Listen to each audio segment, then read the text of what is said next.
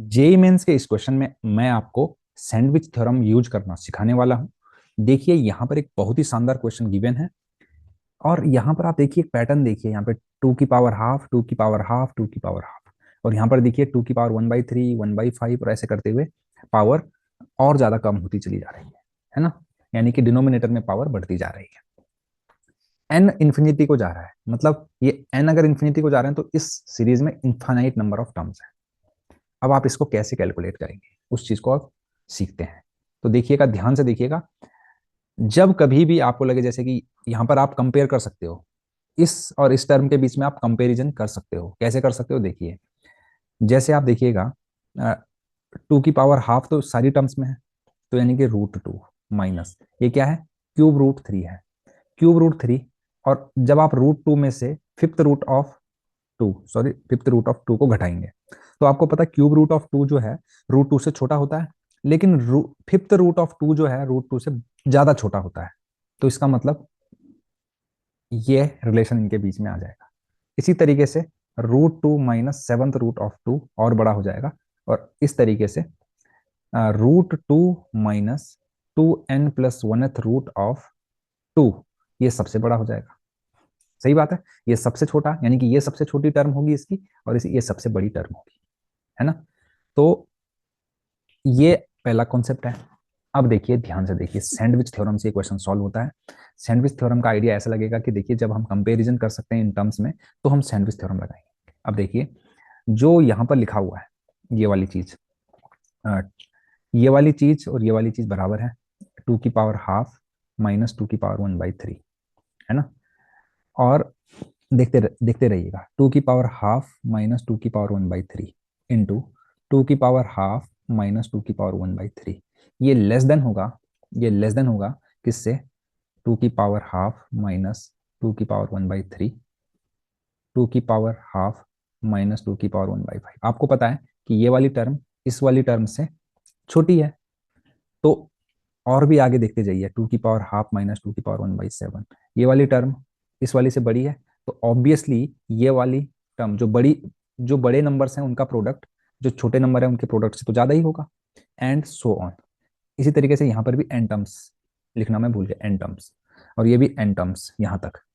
और ये किससे छोटे होंगे, टू की पावर 1/2 माइनस टू की पावर 1/2n+1 इंटू टू की पावर 1/2 माइनस टू की पावर 1/2n+1, है ना। टू की पावर हाफ माइनस टू की power 1/2n+1 up to n terms. अब ध्यान दीजिएगा, ये वाली टर्म इससे छोटी है, ये वाली टर्म इससे छोटी है, ये वाली टर्म इससे भी छोटी है। इसका मतलब क्या हो गया, इनको आप एन टाइम्स इंटू करोगे, इनको भी आप एन टाइम्स इंटू करोगे, और ये तो जो ओरिजिनल एक्सप्रेशन है वो गिवन है। इस ओरिजिनल एक्सप्रेशन को मैं एफ एक्स बोल देता हूँ। तो limit of f x at n tends to infinity, वो क्या हो जाएगा, ग्रेटर देन हो जाएगा limit of n tends to infinity two की पावर 1/2 माइनस टू की पावर 1/2n+1। ध्यान दीजिएगा, इसकी पावर एन हो जाएगा, क्योंकि यहाँ पर n terms same terms n times multiply हो रही है, तो पावर में एन आ जाएगा।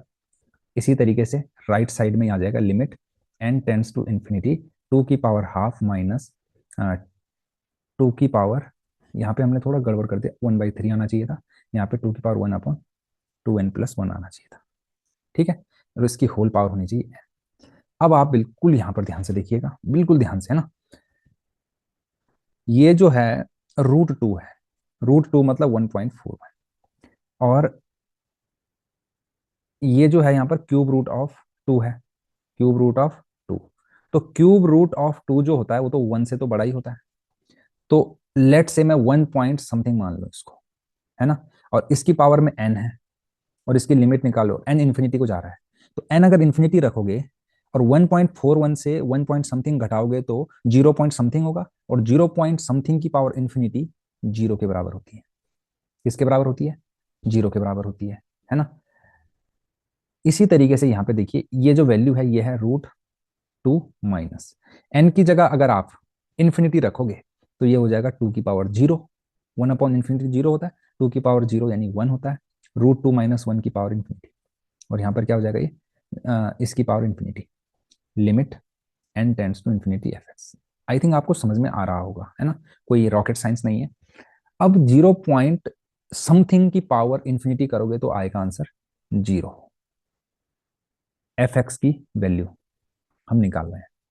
और √2 मतलब 1.41 में से 1 घटाओगे तो 0.41 की पावर इंफिनिटी, 0.41 की पावर इंफिनिटी भी 0 की बराबर। तो मतलब limit of x tends to infinity f x की वैल्यू 0 से छोटी है और 0 से बड़ी भी है। तो ऐसा पॉसिबल है क्या, कोई नंबर है वो 0 से बड़ा भी है और 0 से छोटा भी है? ऐसा तो पॉसिबल नहीं है। ऐसा तभी पॉसिबल है जब वो 0 के बराबर होगा। जब वो क्या होगा? 0 के बराबर होगा। तो इसलिए इसका क्वेश्चन का जो आंसर है वो हो जाएगा 0। अगर आपको ये आंसर अच्छा लगे तो चैनल को लाइक शेयर और सब्सक्राइब करना बिल्कुल ना भूलें। साथ ही साथ आप अपना डाउट कमेंट सेक्शन पर कमेंट करके जरूर पूछें। अब आपके मन में एक डाउट और होगा कि सर कोई नंबर 0 से बड़ा भी है छोटा भी है, ऐसा पॉसिबल तो हो ही नहीं सकता। एक्चुअली हम यहाँ पे लिमिट निकाल रहे हैं, लिमिटिंग वैल्यू।